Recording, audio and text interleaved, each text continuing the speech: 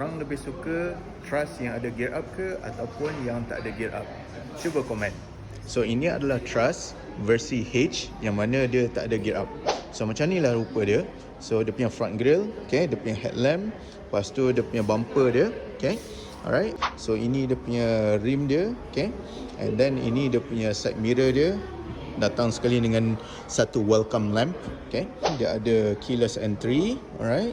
Okay, so ruang dalaman dia sebenarnya adalah fabric. So fabric dia ada corak macam ni.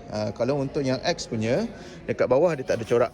Hanya dekat sini saja yang ada corak. Okay, alright. So aircon dia yang ni untuk H, dia ada auto. Kalau untuk yang X, dia tak ada auto. Lepas tu dia punya finishing dia tak ada gloss black dekat situ. Minta maaf, gelap sikit.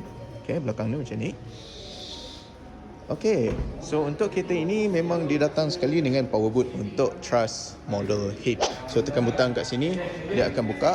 Okay, dia punya spare tire dia ada dekat dalam ni, kat bawah sekali. Okay, spare tire dia macam ni. Tutup, tekan butang. Tangki minyak di sebelah kiri. Okay, dan dekat sini, belah passenger side depan ada keyless entry. So, korang rasa macam mana? Rupa dia okey ke tak? Tanpa gear up punya accessories. Cuba komen.